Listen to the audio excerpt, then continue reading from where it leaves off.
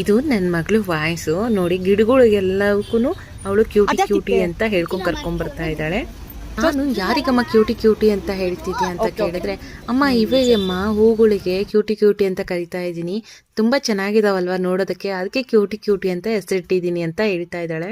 ಜೀವ ಇಲ್ಲದೆ ಹೋದ್ರೂ ಜೀವ ಬರೆಸ್ಬಿಡ್ತಾಳಂತ ಅನ್ಕೊಂಡು ನಾನು ಅವಳಿಗೆ ನಗಸ್ಕೊಂಡು ಕರ್ಕೊಂಡ್ಬಂದೆ. ಇದು ಬಂದು ನಾನು ಅಲ್ಲಿ ತಂದಿರುವಂಥ ಪಾಟು ನೋಡಿ, ಈ ಥರ ಪಿಂಕ್ ಕಲರ್ ಹೂವು ಬಿಟ್ಟಿದೆ. ಬಟ್ ಆದರೆ ನಾನು ರೆಡ್ ಹೇಳಿದ್ದೆ, ಅಲ್ಲಿ ಬಂದು ಪಿಂಕ್ ಬಂದಿತ್ತು. ಇದು ಅಮ್ಮ ಬಂದ್ಬಿಟ್ಟು ಊರಿಂದ ತಂದುಕೊಟ್ಟಿದ್ದು ಗಿಡಗಳು. ಅಮ್ಮ ರೆಡ್ ಕಲರ್ದು ಹೂವು ತಂದುಕೊಟ್ಟಿತ್ತು, ನಂಗೆ ತುಂಬ ಇಷ್ಟ ಆಯಿತು. ಮತ್ತೆ ಮೇಲೆ ಒಣಗ್ತಾ ಹೋಗ್ತಿದೆ, ಕೆಳಗಡೆಯಿಂದ ಹಸಿ ಹಸಿ ಬರ್ತಾ ಇದೆ.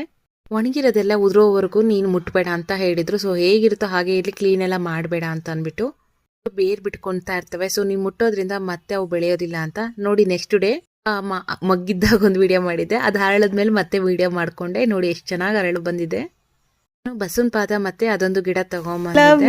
ಸೊ ಬೆಳಗ್ಗೆ ಆಗಿದ ತಕ್ಷಣ ಅಪ್ಪು ಎದ್ದು ಬಂದಿದ್ರೆ ಒಂದ್ ಲೋಟ ನೀರ್ ಇಟ್ಬಿಟ್ಟು ಒಂದ್ ಸ್ವಲ್ಪ ಬಿಸ್ಕೆಟ್ ಇಟ್ಟ ಕುತ್ಕೊಂಡ್ ತಿಂತಾ ಇರ್ತಾನೆ. ಟಿಫನ್ಗೆ ಪೂರಿ ಸಾಗು ಮಾಡ್ತಾ ಇದ್ದೀನಿ. ಪೂರಿ ಅಂದಿದ ತಕ್ಷಣ ನನ್ಗೊಂದು ಕಾಮಿಡಿ ನೆನಪಾಗುತ್ತೆ.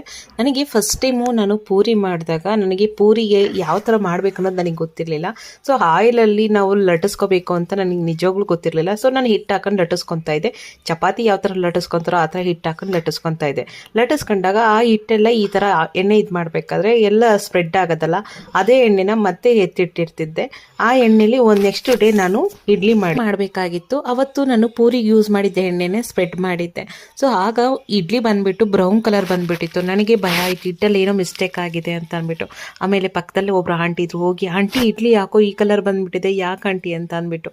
ಸೊ ಹಿಟ್ಟು ನೋಡಿದ್ರೆ ಹಿಟ್ಟು ಚೆನ್ನಾಗೇ ಇತ್ತು. ಯಾಕೆ ವಿದ್ಯಾ ಈ ಥರ ಬಂದಿದೆ ಅಂತ ಹೇಳೋದು. ನನಗೂ ಗೊತ್ತಿಲ್ಲ ಆಂಟಿ ಅಂದೆ. ಯಾವ ಎಣ್ಣೆ ಹಾಕಿದ್ಯಾ ಅಂತ ಕೇಳಿದ್ಕೆ ನಾನು ನೆನ್ನೆ ಪೂರಿ ಮಾಡಿದ್ದೆ, ಅದೇ ಹಿಟ್ಟನ್ನೇ ಯೂಸ್ ಮಾಡಿದ್ದೆ ಅಂತ. ಪೂರಿ ಯಾವ ಥರ ಮಾಡ್ತೀವಿ ಅಂತ ಕೇಳಿದಾಗ ಹಿಟ್ಟು ಹಾಕೊಂಡು ಲಟ್ಟಿಸ್ತೀನಿ ಅಂತ ಹೇಳಿದ್ದೆ. ಸೊ ಅವ್ರು ಅದಕ್ಕೆ ಹೇಳಿದ್ರು, ಪೂರಿನ ಯಾವತ್ತೂ ಹಿಟ್ಟು ಹಾಕಲ್ಲಿ ಲಟ್ಟಿಸ್ಕೋಬಾರ್ದು, ಆಯಿಲಲ್ಲೇ ಲಟ್ಟಿಸ್ಕೋಬೇಕು ಅಂತ. ಸೊ ನಂಗೆ ಅವಾಗಲೇ ಗೊತ್ತಾಗಿದ್ದು. ಇಲ್ಲ ಅಂದಿದ್ರೆ ಇಷ್ಟೊತ್ತಿಗೆ ಎಷ್ಟು ಟೆನ್ಷನ್ ತಗೊಂಡು ಆ ಇಡ್ಲಿನೆಲ್ಲ ವೇಸ್ಟ್ ಮಾಡಿಬಿಡ್ತಿದ್ದೆ ತಿಂದಂಗೆ. ಸೊ ಹಂಸನ 6:30ಗೆ ಎದಳಿಸ್ಬಿಟ್ಟು ಸ್ನಾನದ ರೂಮಿಗೆ ಕಳಿಸ್ಬಿಡ್ತೀನಿ. ಅವಳು ಸ್ನಾನ ಮಾಡ್ಕೊಂಬಂದ್ಬಿಟ್ಟು ಡೈರೆಕ್ಟ್ ಪೂಜೆ ಮಾಡೋಕೆ ಹೋಗ್ತಾಳೆ. ಪೂಜೆ ಮಾಡಿಬಿಟ್ಟು ಅದಾದ್ಮೇಲೆ ತಿಂಡಿ ಹಾಕಿ ಕೆಡ್ತೀನಿ. ಅವಳು ತಿಂಡಿ ತಿಂತಾ ಇರ್ತಾಳೆ. ಸೊ ಇದನ್ನ ನಾವೇ ಹೇಳ್ಕೊಡ್ಬೇಕು, ಬೇರೆ ಯಾರು ಹೇಳ್ಕೊಡಕ್ಕಾಗಲ್ಲ. ಅದು ನೋಡಿದೆ ನಾನು, ನೀನೇನೋ ಕೇಳ್ದಲ್ಲ, ಏನು ಹೊಟ್ಟೆ ಹಸಿತೈತಾ? ತೋರ್ಸು, ನೀನ್ ಹೊಟ್ಟೆ ತೋರ್ಸು ಒಂದ್ಸರಿ ನೋಡೋಣ. ಹೊಟ್ಟೆ ಎಲ್ಲಿತ್ತು ನಿಂದು? ನಾ ಸ್ಕೂಲಿಗೆ ಬಿಟ್ಟು ಬರೋಣ ಬಾಪ, ಟೈಮ್ ಆಗುತ್ತೆ ಅಂತಂದ್ರೆ ನನಗೆ ಆಟ ಆಡಿಸ್ತಾ ಇದ್ದಾರೆ. ಇದೇ ತರ ನೋಡಿ ನನಗೆ ಹಿಂಸೆ ಕೊಡೋದೇನು.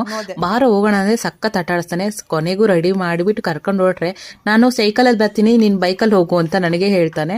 ಸರಿ ಅಂತ ಅವ್ರ ಅಕ್ಕನ್ನ ಬಿಟ್ಬಿಟ್ಟು ಬರ್ತಾ ದಾರಿಲಿ ಗಾಣದಲ್ಲಿ ಹಾಗೆ ಕೊಬ್ಬರಿ ಎಣ್ಣೆ ಕೂಡ ತಗೊಂಡ್ಬಂದ್ವು.